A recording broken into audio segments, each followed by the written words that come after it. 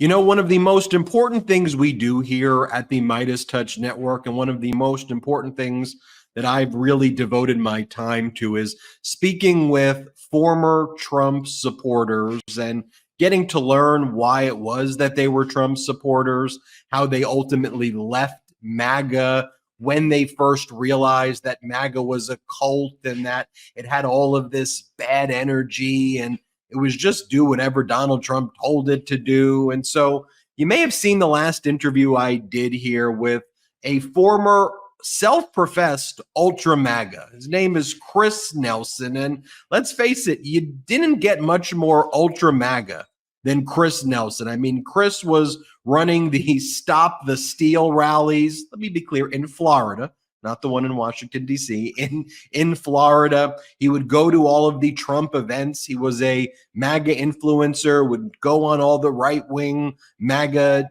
shows. He'd hang out around all the MAGA people. But eventually, Chris had this epiphany as he was watching the January 6th committee hearings and seeing some of the people who he considered to be his friends and colleagues within the Trump administration and the Trump campaign admit under penalty of perjury that they had been lying to people like Chris, that they had been lying to MAGA to enrich themselves to stay in power. And Chris made a commitment that he would never be MAGA again, and he left. And, what was interesting is when I found out that Chris Nelson was a Midas Touch Network fan. And he and I started talking first on X or Twitter or whatever it's called these days. Then we started having phone conversations and starting to realize that, look, we may have different political views still. I mean, he's still a Republican, although I consider our pro-democracy movement here to be very inclusive of people who are Republican, independents, Democrats, liberals, progressives, and bringing everybody together. And through our phone conversations, we got along great. We did that video together that did 1.1 million views. And Chris and I were speaking recently, and I decided that we needed to bring our conversation back to you, the people. So look who I got. I got Chris Nelson. So Chris and I were talking about how MAGA continues to mock addiction.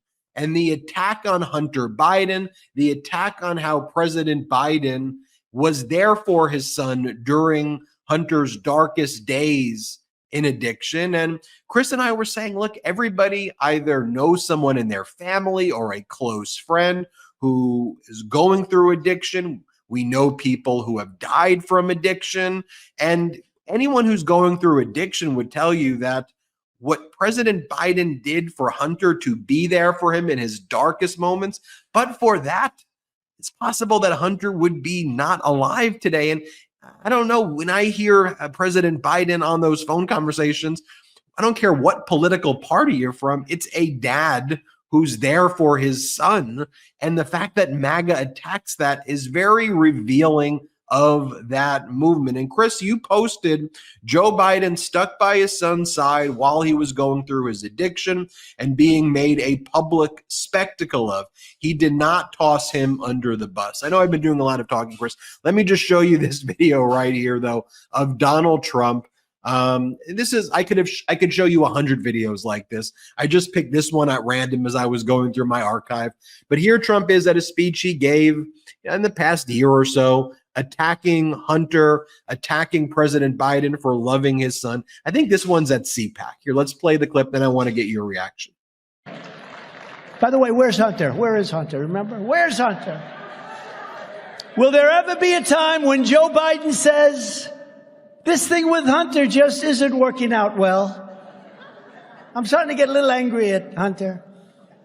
Or when Hunter comes to him and says, Dad, we have a problem. What? What is it, son? Another one? Oh, son, you're a disaster, son. Son, you're a disaster. Dad, we have a problem. I left my laptop at the repair shop. And Joe looks at him and says, what's on it, son? What's on it? And Hunter looks back and he says, every single crime that you've ever committed, Dad.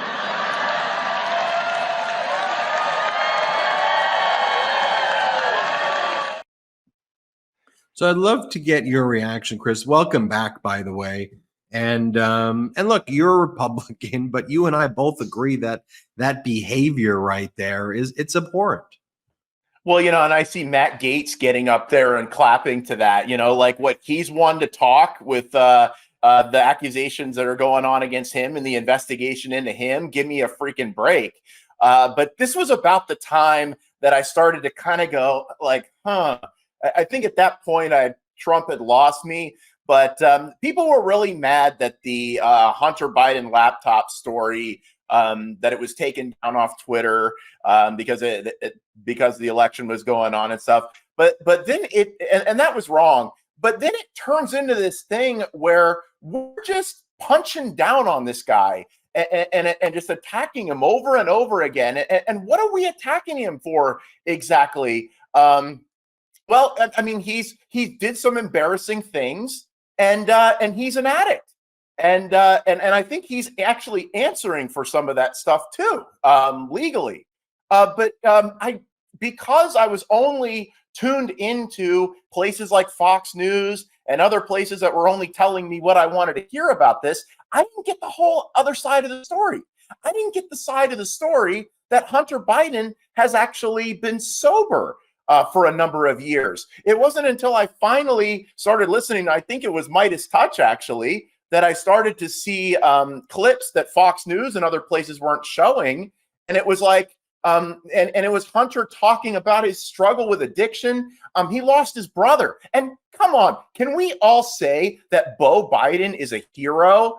I can disagree with every single one of Biden's policies, which I disagree with 90% of them. I supported Ron DeSantis, who I still think Ron DeSantis is great, and he's done so much with fighting the fentanyl. But can we at least just as human beings admit that Beau Biden was a hero and that he went to Iraq and came home and caught a disease from it and tragically died from it, and then that Hunter Biden actually this fueled his addiction and is wanting to escape? Can we at least look at that? But no, we're not looking at this compassionately anymore. We're not looking at this in terms of election interference or anything like that anymore. We're looking at this in terms of let's mock the guy. Let's hit him while he's down. Well, somebody that like myself who is in recovery, actually, I just started to be really disgusted by that, and that's just. I just don't see how anybody can get up and clap for that kind of thing.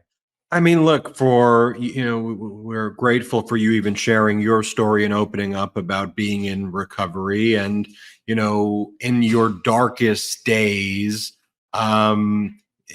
what that was like, how easy it is to sometimes relapse back to that moment. And it seems that what MAGA was trying to do and what Trump is trying to do is knowing that President Biden, again, take away the politics here.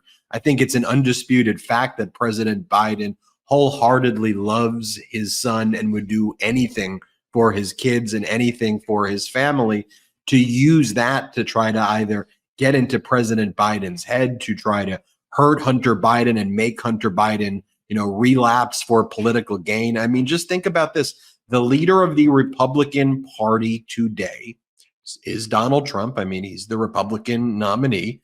He's posting things and has posted things like this. He's taking photos. We're not going to show you the full photo here, but Salty, you could put it up like a nude of Hunter Biden. See, I cut it off. Like a nude of Hunter Biden at his darkest days. And Trump will repost it and says, everything is exposed on Hunter Biden's laptop from hell, including massive crime by Joe and Hunter. And here's the thing too, Chris, I, as a lawyer, when I was watching these oversight committee hearings, when they would say things like, well, on the laptop, there are 17 recordings that say this. And I would think to myself, okay, that's bad. If it says those things, I don't support that. If there's these crimes on the laptop, okay, show me the evidence. But what did they do? They just showed you naked photos of the guy over and over again, naked in the bathtub, naked over here, having sex here. And I'm just like, really? You just blatantly lied? Like on a bipartisan basis, we should all be like, that's disgusting. What do you think about it? Well, first, let's just look at the fact of having your entire iCloud exposed to the world. You know, I might not have stuff like that on there, but you know, there's certain things you have, you know, that are just between you and your wife or something like that, and then have the whole entire thing exposed to the world to begin with. But you had in those hearings, you know, I was like, okay, let's see, give me the goods. We heard about the laptop. Over and over again, we hear Marjorie Taylor Greene go, oh, that laptop, Hunter Biden's laptop, over and over again. So it's like, okay, it's down to brass tacks now. You Republicans, you run the show here. Let's see what you got. Let's see these crimes. Let's actually see it proven. Because if Joe Biden committed some crimes, I want to see it. And I want to see it proven. And okay, let's impeach him. But what did we get? We got just performative things like Marjorie Greene holding up naked pictures, which aren't, by the way, aren't we the party that's against pornographic things in school libraries and stuff like that? But she's going to go on there and she's going to be holding this up. And for what? What was the purpose of that? Other than just to create a viral video that she can share on social media and then go on the Steve Bannon show. But there was nothing there. And thank God that my congressman, Jared Moskowitz, who was a DeSantis appointee, he served under Governor DeSantis, actually, that Jared Moskowitz was there to call this stuff right back and to go head to head on this stuff. But, you know, going back to Joe Biden as a father, I really expected that when the salacious details of the Hunter Biden laptop came out, I thought that you were not going to see Hunter again. I thought Joe was just going to distance himself because I thought maybe he was a little bit like Trump, because that's pretty much what Trump would do to somebody. He'll throw anybody under the bus, even his most loyal supporters. But you didn't see that, and people were going, "Where's Hunter? Where's Hunter? Where's Hunter?" Well, guess where we saw Hunter? We saw him right there walking next to Joe Biden, and I can disagree so much, which I do on almost every one of Biden's policies.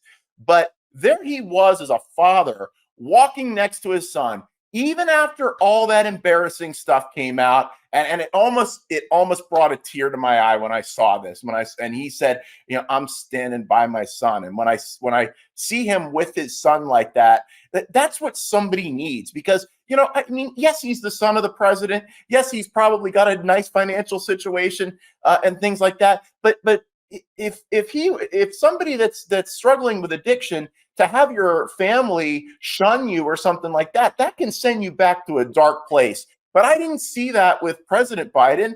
I saw him, even though in the face of public scrutiny, because all the embarrassing stuff on that laptop, yeah, I get it. But in the face of that public scrutiny, at a time where it would have been more politically expedient for him to toss his son under the bus and just put him away somewhere, he was there standing by his son at political expense. And I give him a lot of credit for that.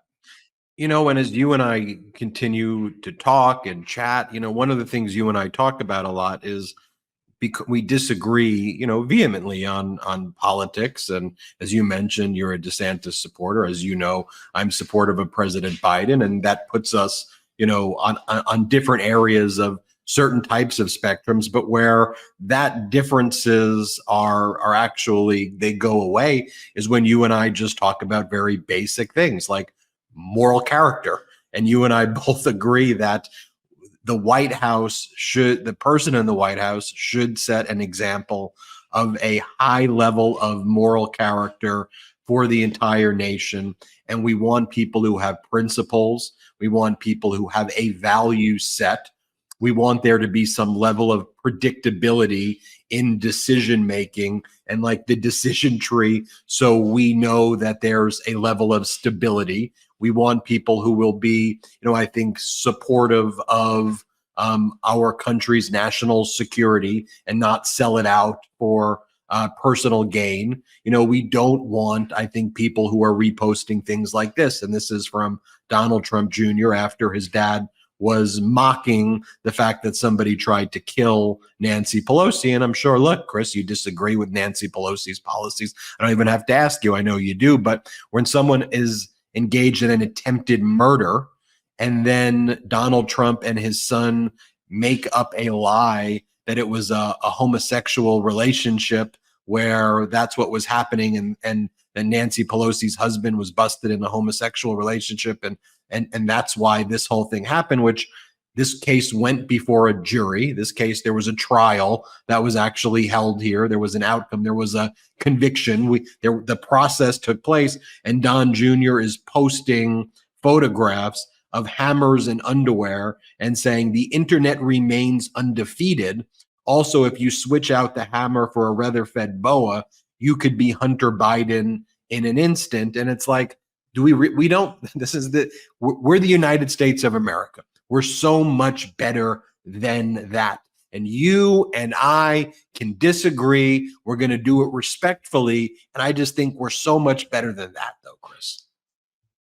Well, unfortunately, Ben, this is what the internet eats up today. And there's a lot of stuff that's funny and a lot of things that you can make fun of that is really funny. But what people, and especially within MAGA, think is funny now are things like, oh, well, we all know Michelle Obama's a man. And then I'm just kind of like, what? Like, no, she's not. Like, why is that funny? But you see so many people just laughing.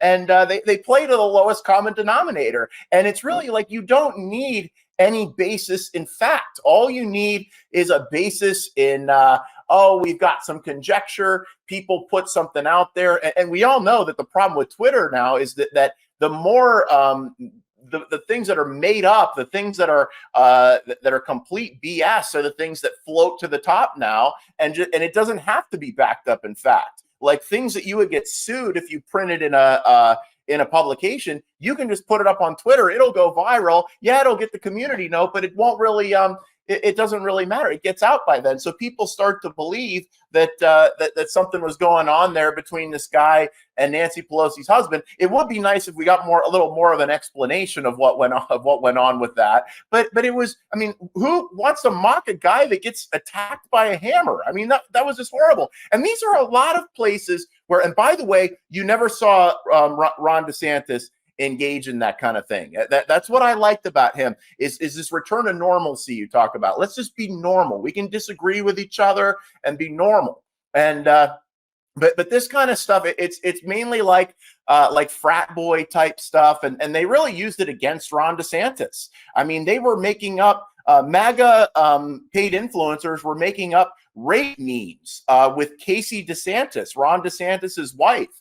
And putting those out and attacking DeSantis that way. And for people at this point, after all that, after the way that they behaved, to come around and then say, oh, okay, well, he did all that, but we need to back Trump right now. We need to get behind Trump because we need to defeat Biden so much. You're telling me you're willing to get behind a guy that did all that stuff and stoop to those levels? Excuse me, but no, my moral center will not allow me to do that. So if it does mean 4 more years of Biden, then so be it. We had a candidate that didn't do this kind of stuff and is the most successful Republican we've ever seen. And the Republican Party not only opposed him, but actively worked to destroy him. So we're left with what we got right now.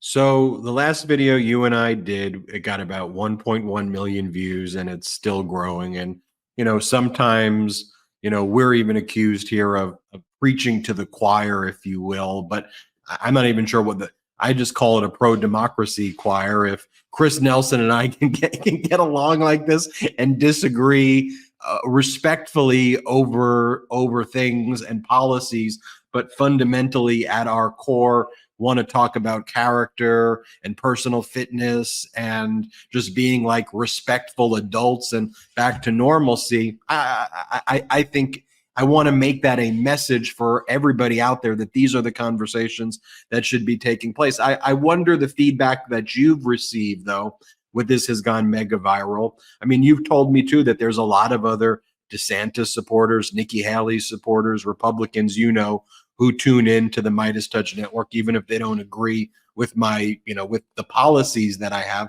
I think they appreciate the level of discourse. So I'm just interested from you as we conclude our interview, what you make of that, what kind of feedback you get as you come on a network like this and we have these types of conversations. And by the way, I think it proves that the clickbaity stuff that works on X and blah, blah, blah, we're getting more views having adult conversations than they're getting doing that. So anyway, I'll give you the last word, Chris.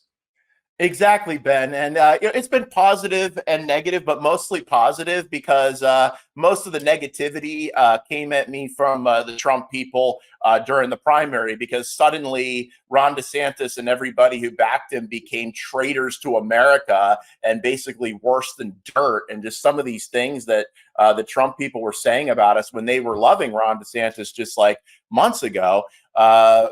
So I took the brunt of it then. But yes, this right here proves that you can have a show. And I appreciate you, Ben. I appreciate the civil conversation. I appreciate the back and forth, not trying to cut each other off, not muting me, not trying to get under my skin to do this thing where we're yelling back and forth, and that you can actually get 1 million views. You can actually get a lot of views by having a civil conversation. We don't always need to be at each other's throats. Everybody on the internet now and on these podcasts, they seem to just want to own you. Like, oh, you got owned, man. Oh, just delete your account. Oh, take the L and like this kind of thing. I'm like, what is this what we're doing now? Like, we're just trying to like obliterate each other and destroy each other, especially like you see that a lot within the Republican Party. It's like we're just trying to destroy each other over little petty things, so then we can strut around and go, oh yeah, I showed him. And if you think that's what makes for good radio and good shows, it doesn't. And Midas Touch proves it, that you can have regular conversations, regular good adult conversations, and it will still make for good content and get a lot of views, and people like it. Chris Nelson, thanks for everything. We'll keep chatting, and we hope to have you back on soon. Thanks for having me on, Ben. Make sure everybody hit subscribe. We're on our way to 3 million subscribers thanks to your support. Thank you all so much. Have a good one. Enough! Send it to the big house, not the White House. Get the new exclusive tees, mugs, and stickers right now at store.midastouch.com. That's store.midastouch.com.